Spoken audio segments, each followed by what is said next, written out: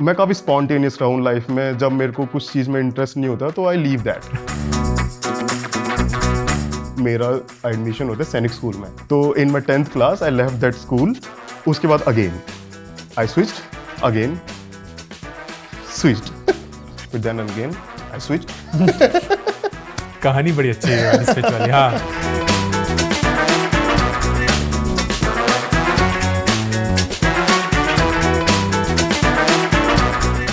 Hey everyone, this is अंकुर वारिकू और आप सब लोगों का स्वागत है मेड इट विद अंकुर वारिकू में। ये एक ऐसी सीरीज है जहां मैं लेवरेज एडू के स्टूडेंट्स के साथ बात करता हूं, trying to understand their study abroad journey.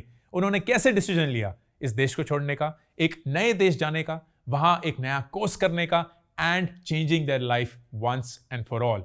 इस एपिसोड में मैं बात करूंगा पुष्पेंद्र से, जो कि ऑस्ट्रेलिया जाने वाले हैं to a very fine university, and he has had a wonderful journey and experience that he wishes to share with all of us. इस एपिसोड में बहुत कुछ जानेंगे।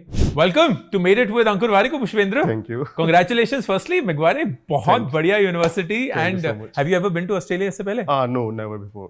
तो पहली बार and straight as a student and in a great university. So excited for it. I am so excited for you, man. लेकिन उससे पहले थोड़ा सा बैकग्राउंड आपके बारे में, तो tell us about your growing years. कहाँ पले पढ़े, कहाँ पढ़ाई करी?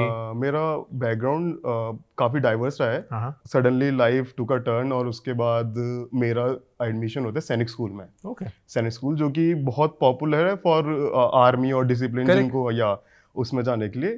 तो मैं काफ़ी स्पॉन्टेनियस रहा हूँ लाइफ में। जब मेरे को कुछ चीज़ में इंटरेस्ट नहीं होता तो आई लीव दैट।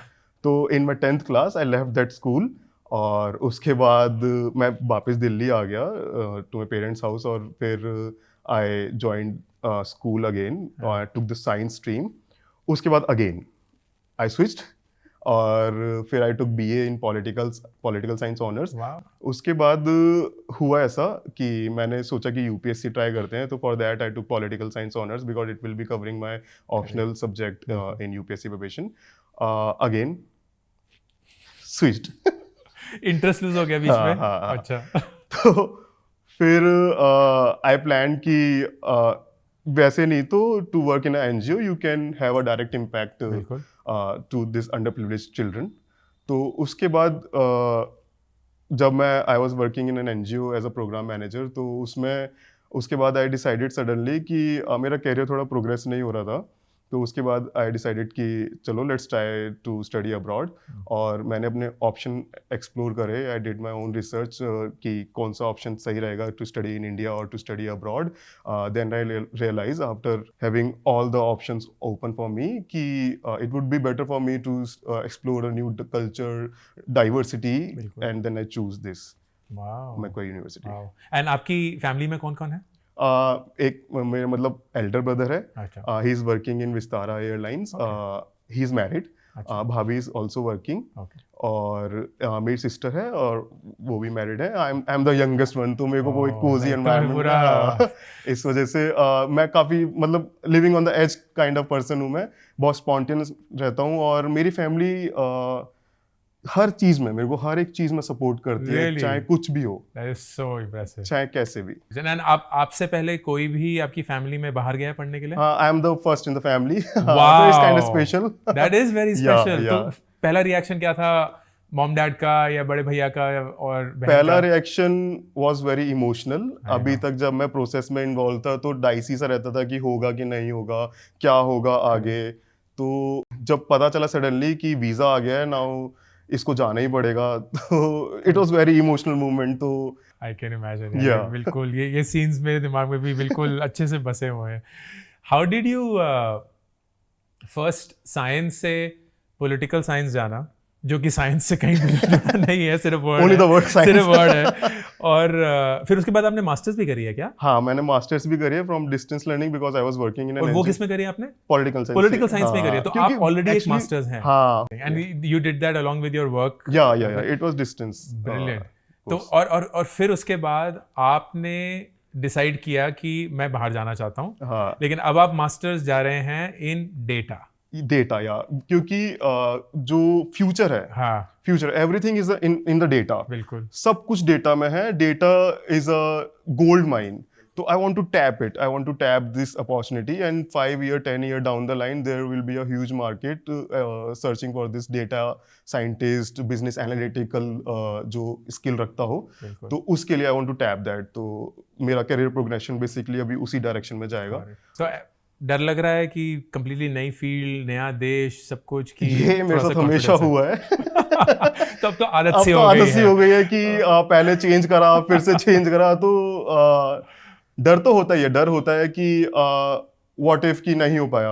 वो व्हाट इफ वाला अब मैं लेके चलता नहीं हूँ कि जो भी होगा स्पॉन्टेनियस देखते हैं क्या होता अच्छा है. डर है. हाँ. एंड ये बताइए कि जब आपने ये डिसीजन लिया, हाउ वाज द फ्रेमवर्क कि आपने खुद बताया कि मैं इंडिया में भी इवैल्यूएट कर रहा था ऑप्शंस, बाहर भी कर रहा था. आई एम श्योर आपने ऑस्ट्रेलिया के साथ और भी कंट्रीज को इवैल्यूएट किया होगा. What was the thought process आपके दिमाग में? How did you figure out कि स्टडी अब्रॉड ही और उसके अंदर ऑस्ट्रेलिया ही? तो मैंने बेसिकली कुछ चीज़ें अपने माइंड में रखी हुई थी while searching college in India and in abroad as well. जैसे कि इन टर्म्स ऑफ रैंकिंग, मेरे लिए रैंकिंग बहुत मैटर करती है, क्योंकि नॉट बिकॉज कि वो अपॉर्चुनिटीज क्या होंगी या वैसे, बट सीवी में it's very important to show कि from which college you are. तो उससे आपकी ये कैपेबिलिटीज भी पता चलती हैं. तो एक रैंकिंग था. एक मेरे को, मैं बहुत डीपली एक्सप्लोर करता था कि सब्जेक्ट मैटर में सिलेबस क्या क्या रहना है, कौन से ईयर में क्या पढ़ने वाला हूँ मैं, और मेरे को क्या फेस करना है आगे. और तीसरा रेलेवेंसी, रियल टाइम रेलेवेंसी क्या है उसकी. तो while searching this university, India में ये काफ़ी मिसिंग है अभी प्रेजेंटली कि you have to travel that defined path. बिल्कुल. तो इसीलिए वो थोड़ा बहुत रिस्ट्रिक्टेड हो जाता है. रिस्ट्रिक्टेड हो जाता है. हाँ, लेकिन वहाँ बहुत सारे इलेक्टिव्स के ऑप्शन होते हैं and then you do your own course work, किसी दूसरे डिपार्टमेंट में भी स्पेशलाइज. बिल्कुल. ये जो पूरी जर्नी थी पुष्पेंद्र, एप्लीकेशन की, इनफैक्ट एवैल्यूएशन की भी और फिर एप्लीकेशन की एंड देन एक्सेप्टेंस, इसमें सबसे मुश्किल पार्ट क्या था? सबसे मुश्किल पार्ट था टू फाइंड अ यूनिवर्सिटी. और यहाँ पे आपका जो हेल्प होती है वो देता है कंसल्टेंट. इस पर्टिकुलर पॉइंट पे आपको कंसल्टेंट की जरूरत होती है कि वो आपको बताता है कि what option do you really have. जैसे if I talk about Leverage Edu, they have their AI system.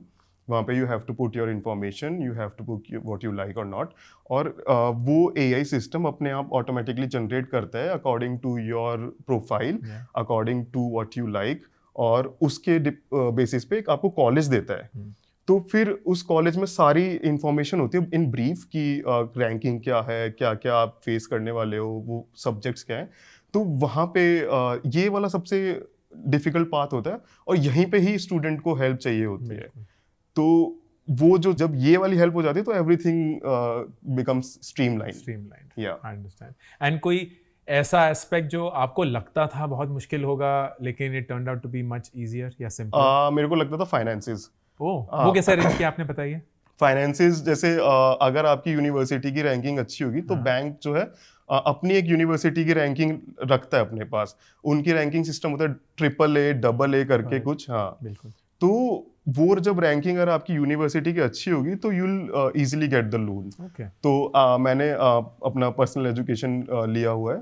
तो वो चीज़ जब मैं प्रोसेस में गो थ्रू किया, कंसल्टेंट ने बहुत मदद करी इस प्रोसेस में, डिफरेंट बैंक्स को मेरे साथ कनेक्ट करा, तो इस वजह से. ओह वंडरफुल, वेरी नाइस. तो आपने फिर पूरा अपना अच्छे से फाइनेंस किया एंड वंडरफुल, वेरी नाइस. सबसे ज़्यादा डर कहाँ लग रहा है आपको?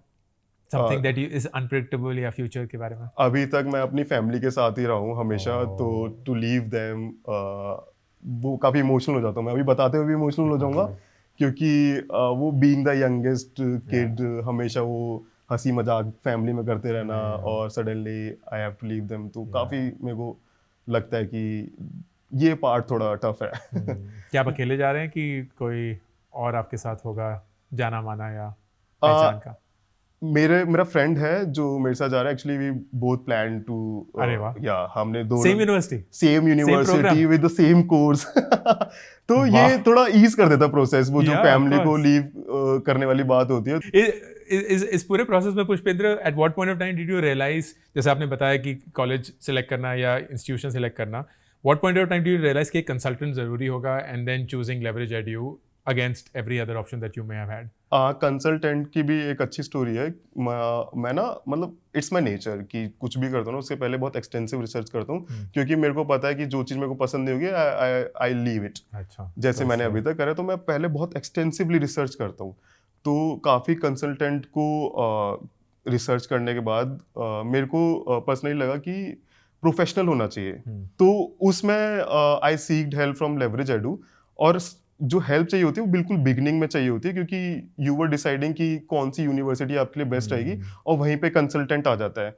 और पूरे इस प्रोसेस में ना काफ़ी सारी डिफिकल्टीज फेस करते हैं। एक तो टाइम कंस्ट्रेंट भी होता है कि इनटेक चली जाएगी वहाँ से। Correct. तो और डॉक्यूमेंटेशन बहुत ज़्यादा होते हैं, ज़्यादा बहुत होता है। एक्सटेंसिव डॉक्यूमेंटेशन होते हैं, बहुत डिटेल्ड होते हैं। तो at every point of time आपको जो कंसल्टेंट होता है वो मदद करता है कि किस टाइप के डॉक्यूमेंट चाहिए, कैसे चाहिए, कहाँ से चाहिए और कैसे बनवा सकते हैं। तो उसके लिए बहुत हेल्प चाहिए होती है कंसल्टेंट की। Very और nice. मैं ये भी सजेस्ट करना चाहूँगा कि कंसल्टेंट होना चाहिए एकदम प्रोफेशनल, Yeah, एकदम प्रोफेशनल। correct. हाँ, मतलब जिस पे आप भरोसा कर पाएं, भरोसा, because then- you can rely on. Yeah, you're literally betting your career हाँ, on that exactly. person offering advice to you. हाँ हाँ, ये कितने साल का कोर्स है Pushpendra? It's a 2-year program. It's a 2 year full Yeah, full, program. yeah. तो 2 साल के बाद व्हाट आर योर प्लान्स? आप ऑस्ट्रेलिया में थोड़े साल काम करना चाहेंगे? and then हाँ, come back? ये मेरे वीज़ा की कंडीशन भी है यहाँ पे कि आप जब 2 years में एनरोल करते हो ऑस्ट्रेलिया में, तो you got to work 3 years। Got it. तो मतलब इसका एक बेनिफिट ये होता है कि आप उनके एनवायरनमेंट में लर्निंग करते हो, उनके एनवायरनमेंट में स्किल्स यूज़ करना सीखते हो। तो it would be easy for you जब आप इंडिया वापस आओ उन स्किल को अप्लाई करना। और there is a huge demand कि someone is coming from abroad having experience in their domain, फिर अब वो यहाँ आना और वो एक्सपीरियंस यहाँ पे यूज़ करना to grow the company in your country. बिल्कुल। In this entire journey Pushpendra, of course आपने बहुत कुछ सीखा. This was not part of your plan. You did your evaluation, your research. For all those who are watching us and whether वो Australia जा रहे हैं या नहीं, मैकवारी जा रहे हैं कि नहीं, डेटा कर रहे हैं कि नहीं, इन जनरल स्टडी अब्रॉड भी कर रहे हैं कि नहीं, समथिंग दैट यू विश आपको किसी ने बताया होता शुरुआत में ही, जो शायद इस जर्नी को आसान बना देता या थोड़ा और कॉन्क्रीट बना देता, जो आप लोगों के साथ शेयर करना चाहेंगे so that they start on a strong footing?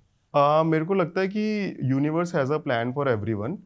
ठीक है, तो जैसे मेरे साथ हुआ, बड़ा स्पॉन्टेनियस था कि स्टडी अब्रॉड का प्लान बन गया। ठीक है, वैसे बहुत टेंशन लेते हैं लोग कि यार नहीं हो पा रहा है, नहीं हो पा रहा है। Universe always has a plan कि कुछ अच्छा हो जाएगा। बाकी सबसे इंपॉर्टेंट होता है when you are studying abroad, आप अपने फाइनेंसेस सॉर्ट करो। फाइनेंसेस एक बहुत ह्यूज रोल प्ले करता है पूरे इस जर्नी में। तो before stepping out in this plan कि आपको बाहर जाना है, you should be sorting out your finances कि कैसे करना है, कैसे होना चाहिए। Because at the end of the day what matters is कि आपने जो इन्वेस्टमेंट करी है उसका रिटर्न आपको मिल रहा है कि नहीं। एजुकेशन जो होता है वो सबसे लीस्ट रिस्की इन्वेस्टमेंट होती है।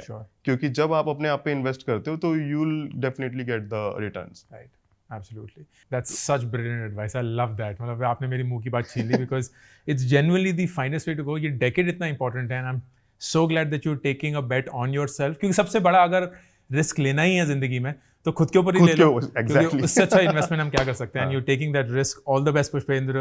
Australia is going to be fantastic. Macquarie is going to be fantastic. Data is going to be fantastic, and you will have a wonderful, wonderful time. Thank you. Super excited for you, man. All the best. Thank you so much. Thank you. तो ये थी पुष्पेंद्र की journey, जो कि Macquarie university Australia जाकर अपनी जिंदगी बदलने वाले हैं. आई एम श्योर इस एपिसोड को देख के आपको कहीं ना कहीं तो लगा ही होगा यार स्टडी अब्रॉड तो करना ही चाहिए. एंड अगर लगा, then you will need a guide, a friend, a mentor, and a consultant. That could be Leverage Edu. Leverage Edu is one of India's top study abroad consulting firms, जो कि 25,000 से भी ज़्यादा स्टूडेंट्स को study abroad के लिए भेज चुके हैं, and you could be one of them as well.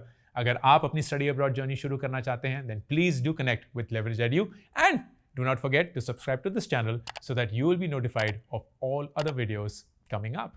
This is Ankur Warikoo signing off. Made it with Ankur Warikoo.